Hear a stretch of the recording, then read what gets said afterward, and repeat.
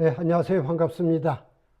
이 자리에 오신 여러분들을 환영합니다. 오늘은 이제 아레바고 포럼 세 번째 시간 마태복음으로 여러분과 함께할 정요한 선교사입니다.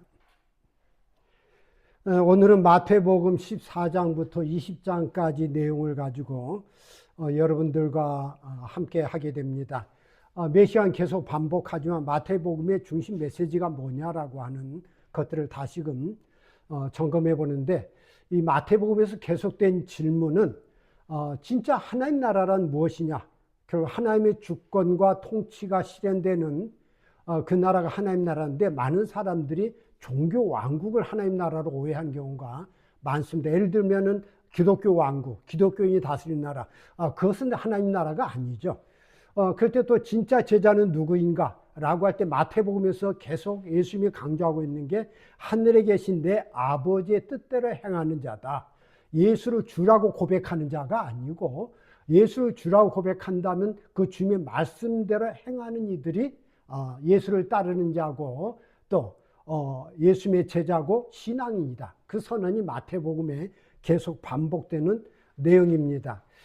당시 초기 유대인들 또 기독교인들은 어쩌면 강력한 정치적 메시아를 기대했습니다. 로마의 압제로부터 자신들을 해방시켜줄 영웅적 지도자.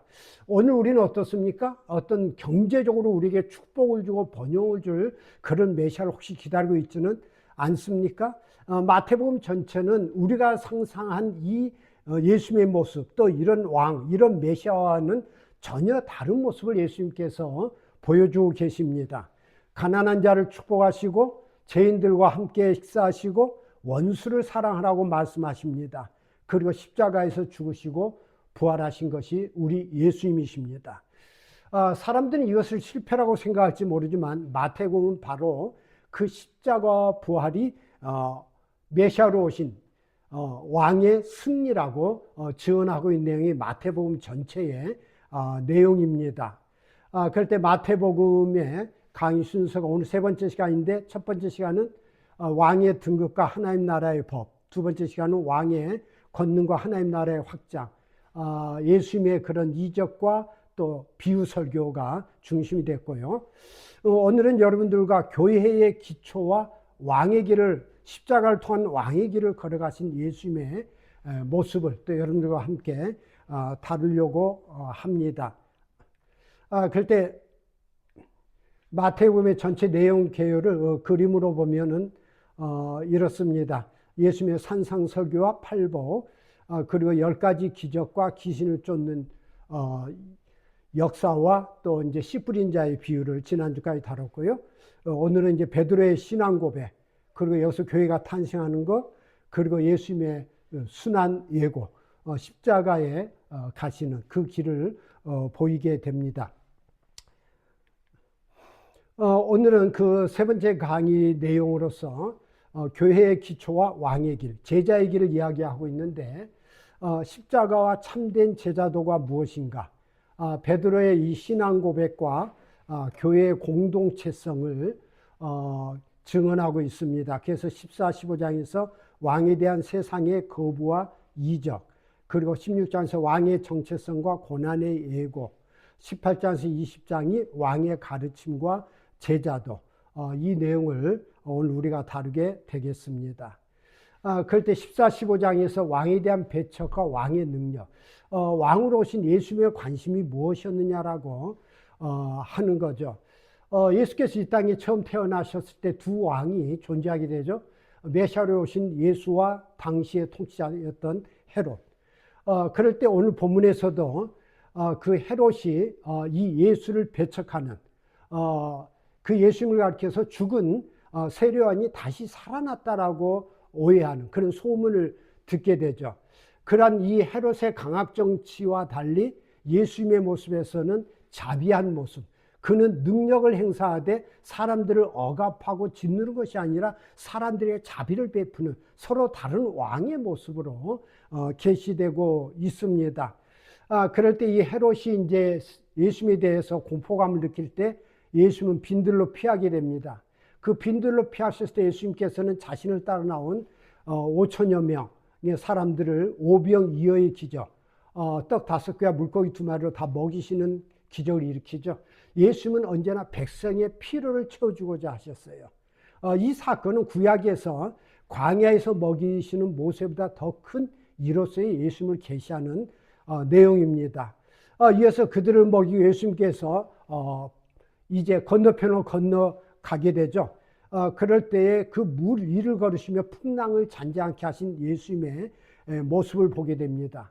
그때 제자들이 이 모습을 보고 예수님을 향해 고백하죠. 진실로 하나님의 아들로소이다.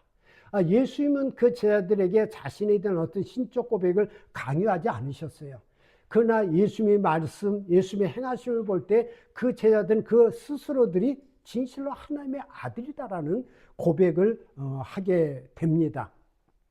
자, 이런 헤롯의 배척이 있었던 사건이 있었고, 그 다음에는 당시 유대 종교 지도자들의 배척이 있게 됩니다. 이 배척은 손을 씻지 않고 음식을 먹는 제자들에 대해서 그들이 정결 의식 문제를 제기하게 됩니다. 사실 이 문제는 구약 율법상으로는 아무 문제가 없는 것인데, 당시 바리새인과 서기관들이 자신들의 장로들의 전통으로 만들어 놓은 율법이었어요. 그들은 구약 성경의 법 외에 자신들이 어떤 면에서 좋은 의도였죠.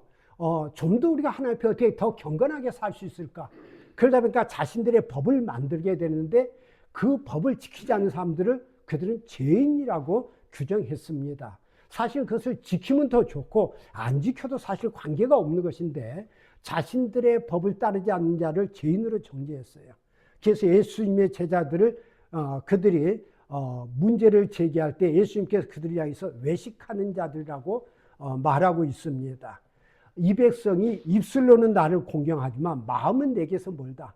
사람의 계명으로 교훈을 삼아 가르치니 나를 헛되이 경배하는다. 우리가 이 교회 공동체 질서를 위해서 많은 법들을 만들 수 있어요. 그러나 그 법은 지키면 좋지만 그것을 안 지킨다 그래서 하나님을 대적한다거나 하나님을 떠나는 것이 아닌데, 그런 것들을 지나치게 강요하는 것에 대해서 예수님께서 외식하는 자들이다, 위선자들이다, 그렇게 말하고 있습니다. 그러면서 입으로 들어가는 것이 사람을 더럽게 하는 것이 아니라 입에서 나오는 그것이 사람을 더럽게 하는 것이다. 이야기는 뭡니까? 그 바리새인과 서기관들이 예수님의 제자들을 비난한 그 비난이 더러운 것이다라고 말하고 있죠. 사람을 정죄하는 것, 사람을 판단하는 것. 우리가 많은 경우 신앙의 열심, 본다 올바른 신앙으로 살고 싶은 마음은 이해는 하는데, 그것이 지나쳐서 다른 사람을 그 기준으로 가지고 판단해 버리는 것, 그것은 위선자들이다. 그렇게 예수께서 경고하고 있는 내용입니다. 16장, 17장에서는 왕의 정체성을 계시하는 내용이죠. 바리새인과 사두개인들이 예수께 표적을 요구합니다. 그럴 때 예수께서 가이사랴 빌립보 지방에서 자신이 누구인지를 제자들을 통해서 계시하는 내용인데, 이 표적 요구에 대해서 예수께서 가이사랴 빌립보 지방으로 물러가신 주님께서 제자들에게 묻습니다. 사람들이 인자를 누구라 하느냐? 사람들이 나를 누구라 하느냐? 이렇게 물어요. 그럴 때 제자들이 말하죠. 더러는 세례 요한, 더러는 엘리야, 어떤 이는 에레미야나 선지자 중에 하나라고 합니다. 결국 사람들의 소문을 예수님은 제자들에게 물었던 거예요.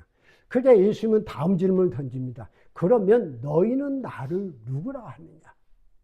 여긴 침묵이 흐릅니다. 우리는 늘 이야기할 때 그래요. 남이 한 이야기는 쉽게 하는데 나는 어떻게 생각하느냐? 막상 그걸 생각해보지 않을 때가 너무 많아요. 사람들이 한 말에 우리가 귀가 솔깃하고 거기에서 쏠려다니고 선동당하고 그 쏠려다니는 그런 안타까운 모습을 보이는데, 예수님은 사람들이 뭐라고 하냐도 중요하지만 더 중요한 건 그러면 너는 어떻게 생각하느냐? 우리에게 늘 이것을 묻고 있습니다. 사람들은 그렇게 말하는데 너는? 오늘 제자들에게 너희는 나를 누구라 하냐 할 때 조금 전까지도 모든 제자들이 입을 벌려서 막 떠들던 제자들이 침묵을 하는 가운데 그 정막을 깨고 베드로가 이야기합니다. 주는 그리스도시요 살아계신 하나님의 아들이십니다. 놀라운 고백을 하게 됩니다. 그럴 때 예수께서 이 반석에 내 교회를 세우리니 음부의 권세가 이기지 못하리라. 그런 사도 베드로의 고백 위에 주님의 교회를 세우겠다라고 하는 선언을 하게 되죠. 결국 이 베드로의 고백 위에 예수께서 교회를 세우시는, 교회가 탄생하는 사건이 이제 발생하게 됩니다.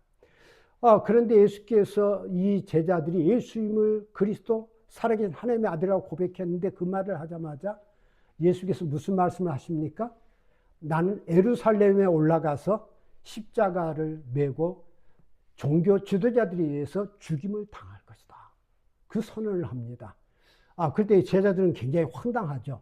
이 예수님만 따르면 뭔가 성공하고 출세하고 한 자리 할 것이라고 생각했는데 예루살렘에 올라가서 돌아가신다고? 죽는다고? 그럼 우리는 뭐지?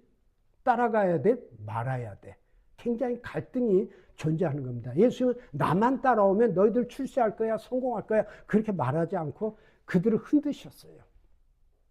그럼에도 불구하고 나를 따라오겠느냐?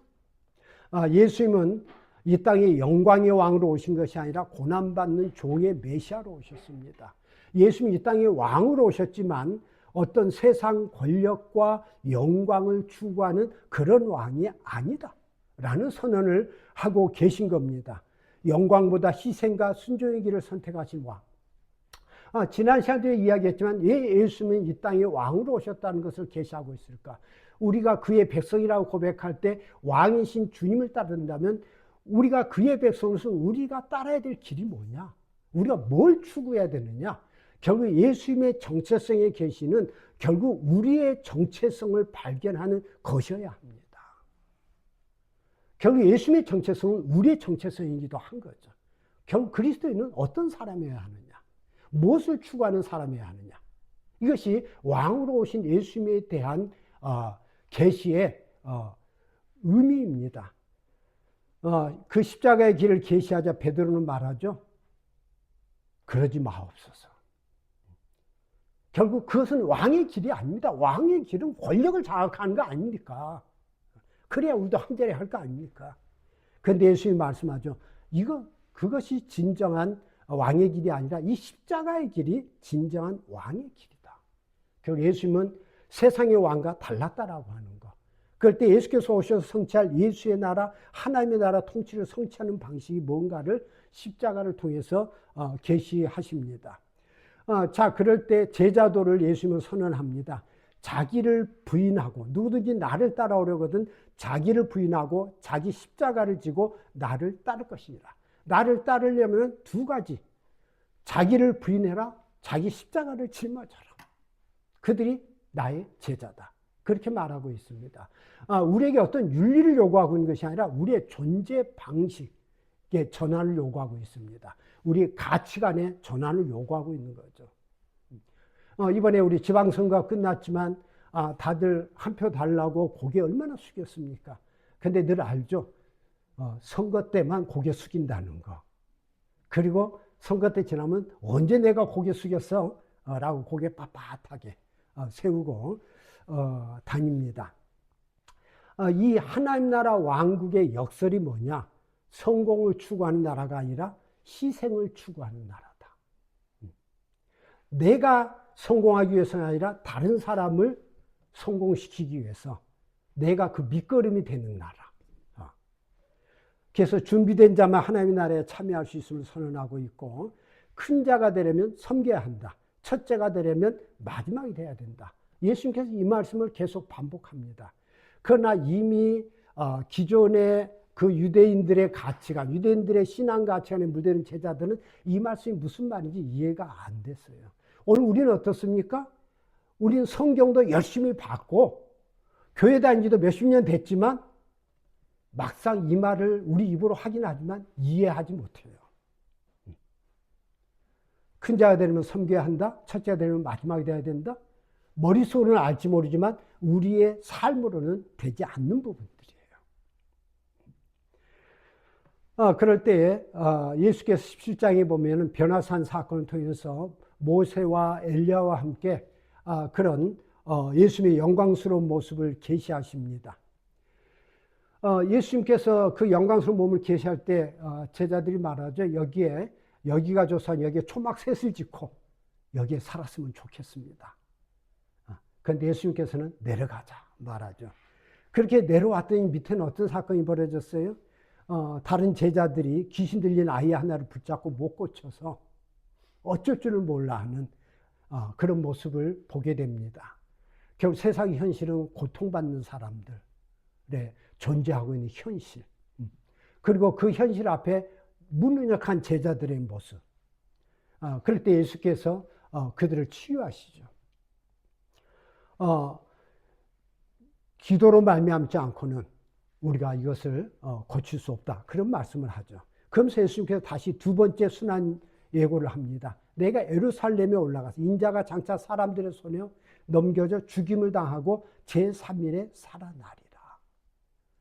계속 자신의 죽음을 이야기합니다. 예수님은 4번에 걸쳐서 마태복음에는 자신의 죽음을 예고할 때 제자들은 아무도 그것을 이해하지 못했어요. 그냥 하는 말이겠거니. 하는 말이겠거니. 결국 그것은 예수께서 제자들에게 인식 전환을 요구하고 있습니다. 우리가 예수님을 따른다면 우리가 바뀌어야 될 사고, 바뀌어야 될 가치가 무엇인지, 우리가 시대의 아들들이라 그래요.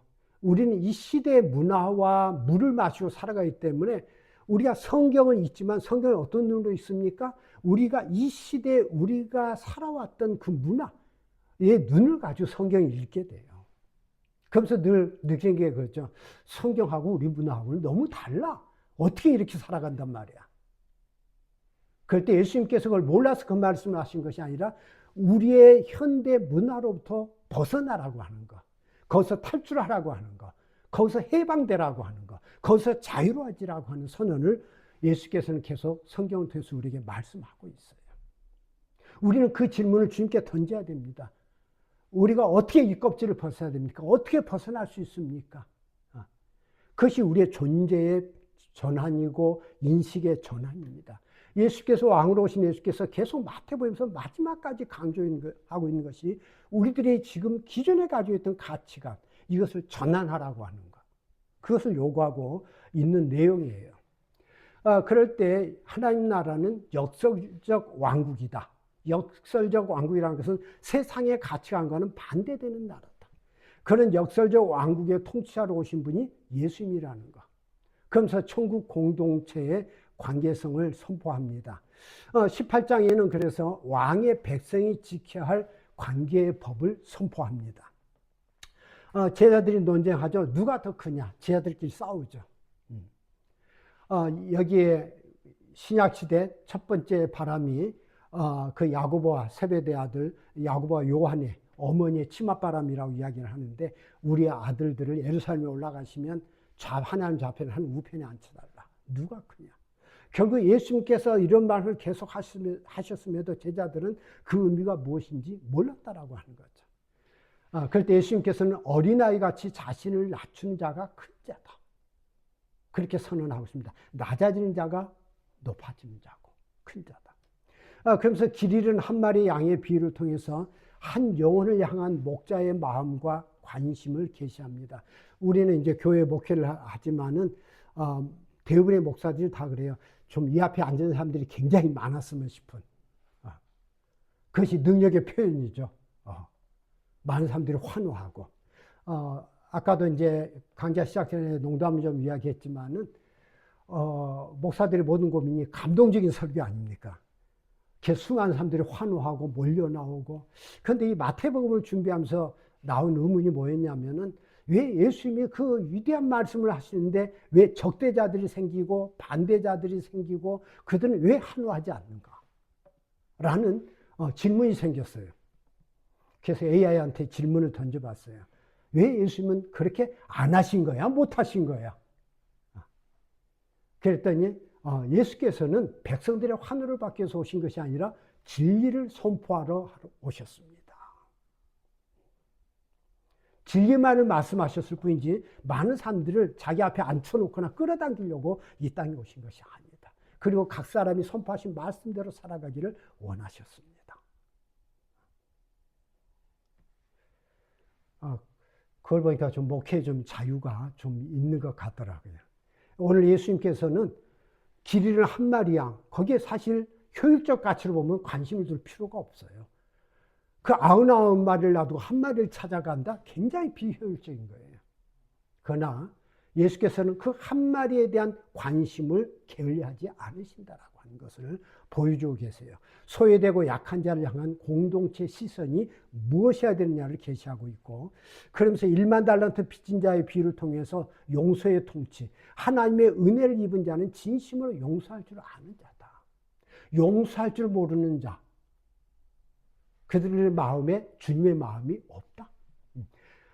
주님의 탕감을 많은 받은 사람일수록 다른 사람을 용서할 줄 아는 사람이어야 된다. 사실 우리가 시대를 살아가면서 탄식과 아픔이 있지만 그 탄식과 아픔 가운데 분노하는 자가 아니라 눈물을 흘릴 줄 알고 아파할 줄 아는 그들이 진정한 그리스도의 사람이라는 이야기를 하고 있습니다. 분노하는 사람이 그리스도의 사람이 아니라 마음 아파하며 눈물을 흘리는 사람.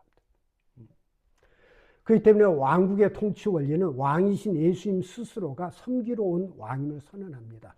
이 이야기는 뭡니까? 예수님을 따르는 우리도 섬기는 자가 되라는 의미이죠. 그래서 역설적 가치는 낮아짐과 섬김을 예수 나라의 하나님 나라의 통치 원리로 제시합니다. 하나님 나라는 누구든지 나올 수 있고 낮아지는 자가 연약한 자가 무시받지 않는 나라, 그리고 그들을 섬기는 공동체. 그래서 예수님이 선포하시는 왕국은 힘으로 군림하는 세상 나라와 달리 섬김과 겸손이 가장 큰 가치가 되는 나라. 이것이 하나님 나라고 천국이다. 이것이 통치 질서다. 라고 예수님은 선언하고 있습니다. 결국 세상 나라와는 다른 천국 시민의 가치관이 무엇인지를 제시하고 있습니다. 그것은 섬김과 사랑과 용서가 있는 것. 그것이 하나님 나라고 그것이 천국이다. 그렇게 선포하고 있습니다. 그러면서 19장에서는 왕이 세우신 가정과 가치의 우선순위를 증언하는데 이혼에 대한 가르침에서 가정의 신성함을 이야기하면서 이혼의 남용을 금지시킵니다. 당시 그들은 어떤 이야기를 했냐면 이혼할 사유가 되면, 그래서 이혼 증서만 주면 그 아내를 버리는 것이 옳으니까. 이혼 증서만 주면 아내를 버리는 것이 옳으니까. 결국 어떤 합법적 절차만 받으면 이혼해도 되는 겁니까? 그런 이야기죠. 이혼이 전혀 안 된다는 이야기를 하고 있는 게 아니에요. 이혼할 명분으로 삼는 것을 예수께서는 질타하고 있는 거예요. 어떤 합법적 이유를 이혼할 명분으로 삼는 거. 그러면서 어린아이들을 축복합니다. 예수께 어린아이들이 나오는 것을 그들이 가로막았죠. 당시 어린아이들은 인격적 존재가 아니었어요. 어른들의 소유물이었고 그런 입장이었기 때문에 그들은 인격적이 없다, 아직 인격이 없다, 미성숙하다는 것 때문에 막았지만 예수께서는 어린아이들을 용납하고 내게 온 것을 금하지 말라. 천국이 이런 사람의 것이니라. 결국 예수 앞에 하나님 나라는 그 누구도 자유롭게 나올 수 있다. 그러면서 부자 청년 이야기와 재물에 관한 교훈을 이야기합니다. 내가 무슨 선한 일을 하여야 영생을 얻으리까? 영원한 생명을 얻고 싶은데 무슨 선한 일을 해야 됩니까? 그럴 때 그 청년은 모든 계명을 다 지켰다고 이야기합니다. 그럴 때 예수께서 마지막으로 묻는 질문이 있죠. 너가 온전하고자 할진대 가서 너의 소유를 팔아 가난한 자들에게 주라. 그리하면 하늘에서 보화가 내게 있으리라. 그리고 와서 나를 따르라. 이것은 돈을 가지면 안 된다, 그런 이야기를 하는 게 아니에요. 과연 너가 말씀대로 살았다고 하는데 가난한 자들에 대해서 얼마나 관심을 가진 적이 있었느냐. 그들의 아픔, 그들의 고통, 없는 자들이 가지는 소외감, 그것에 얼마나 함께 하려고 해본 적이 있느냐. 그 이야기를 그 부자 청년에게 묻고 있지만 그 청년은 근심하며 떠나갔다 그랬어요. 자신이 가진 물질, 이 물질을 포기한다는 게 쉽지가 않아요. 누가 그랬죠?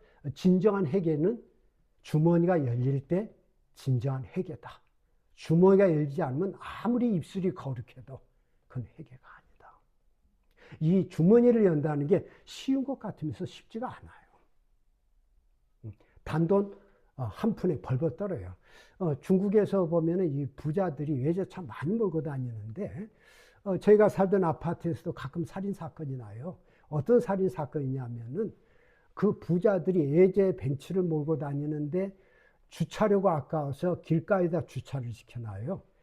그런데 또 모든 아파트마다 일단 나갈 때마다 주차료를 내야 돼요. 많지도 않아요. 한국 돈 한 2, 300원. 그런데 그 주차료를 안 내려고 경비하고 그 차주가 싸워요. 그런데 그 이제 경비원이 내놓으라고. 그런데 그거 안 내려고 때려 죽여요. 그 주차료 몇백 원을 안 내려고 때려 죽이는 벤츠 주인들이 한두 명이 아니에요.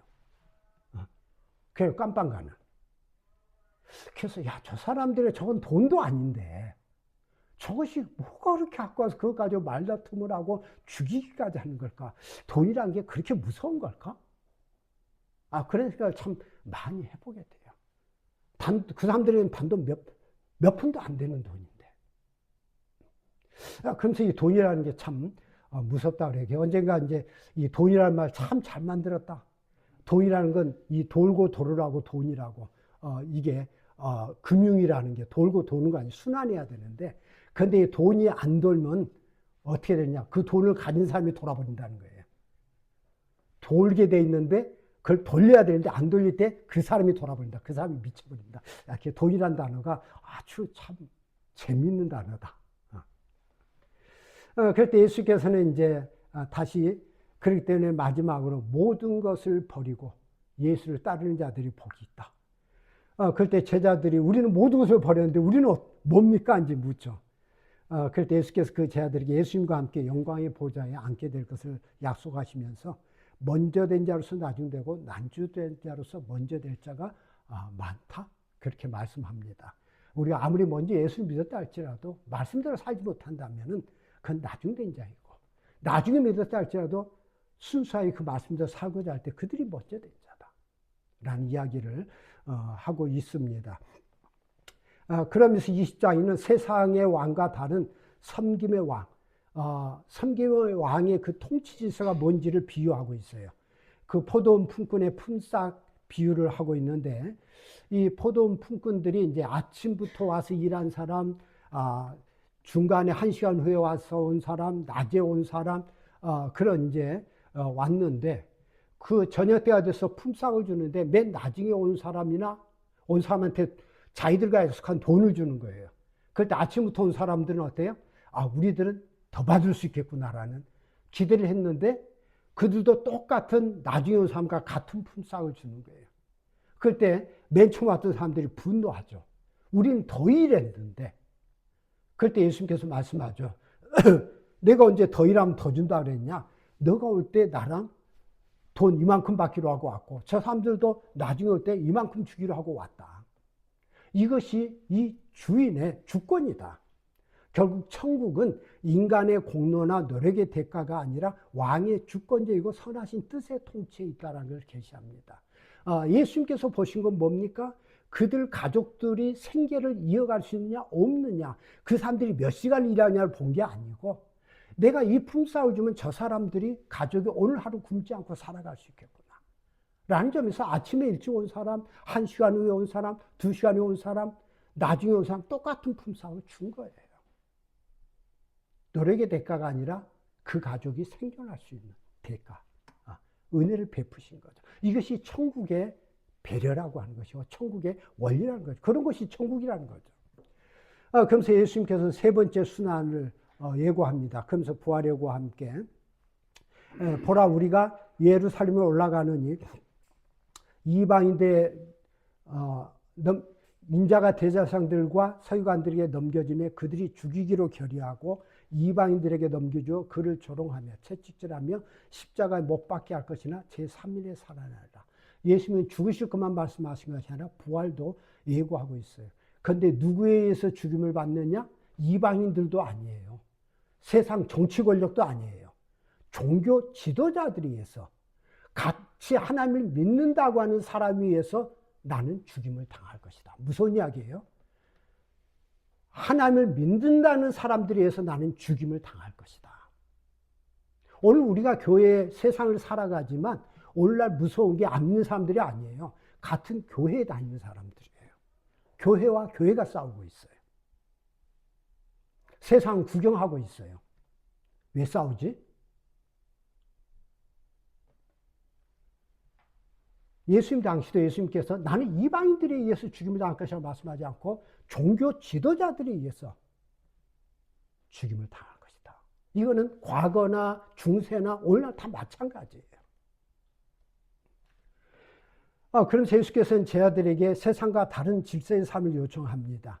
이방의 집권자들은 임으로 주관하고 권세로 너희들을 통치하려고 하지 않느냐. 이것이 하나님을 안 믿는다고 하는 집권자들, 세상의 통치자들의 모습 아니냐.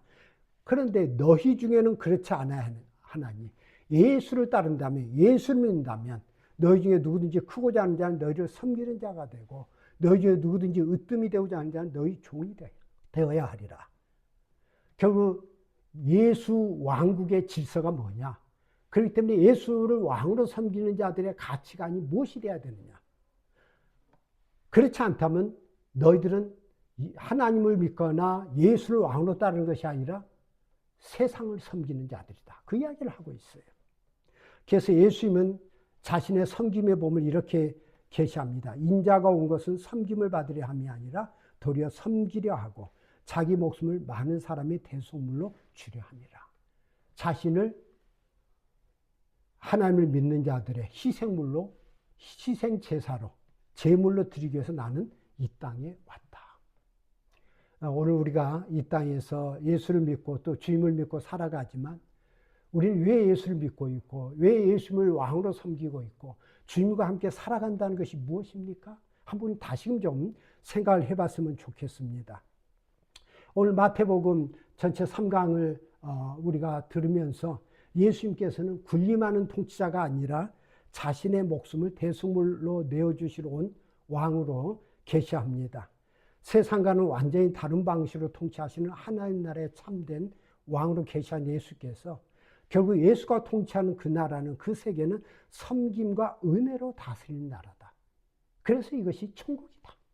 그렇게 말씀하고 있어요. 천국은 저 먼 미래에 있는 것만이 아니라 현재적인 것이고 우리가 살아가는 이 삶의 자리에 지금 주어지는 선물이라고 말씀하고 있어요. 그러면서 또한 이 현재적인 것이 전부가 아니라 다시 오실 주님 때 완성될 것이라고 말씀하고 있어요. 천국은 이미 우리 가운데 왔지만 아직 아직 완성되지 않았어요. 우리는 지금 이 자리에서 천국을 경험하고 있습니까? 예수께서는 자신을 공급하신 왕, 자비의 통치를 계시하셨고 고난을 통해 통치하시는 왕, 그럴 때 역설적 통치를 이야기했어요. 권력의 추구가 아니라 십자가의 길을 걷는 왕, 낮은 자를 품으시는 왕으로서 공의와 사랑의 통치를 하는 왕, 그래서 겸손하고 낮은 자에 대한 관심을 당부하셨고 섬김으로 본을 보이시는 왕으로서 섬기는 자로 살라는 통치 강령을 선포하셨습니다. 왜 메시아가 고난을 받아야 한다고 생각합니까? 제자도의 기준은 무엇입니까? 우리가 예수를 따른다는 것은 십자가의 길을 같이 사는 것. 그것이 제자의 삶이고 제자의 길이라고 예수님은 선언하고 있습니다. 예수님은 기적과 권능으로 자신의 신적인 왕권을 임증하시되 그 통치의 끝은 나를 높이는 권력이 아니라 나를 희생하여 백성을 살리는 왕으로 왔다고 계시하고 있습니다. 마태복음을 통해서 우리가 매 강의 때마다 점검하고 있는 건데 마태복음은 단순히 과거의 이야기가 아니라 오늘 우리를 향한 질문이라는 겁니다. 우린 지금 어떤 왕을 원하는가?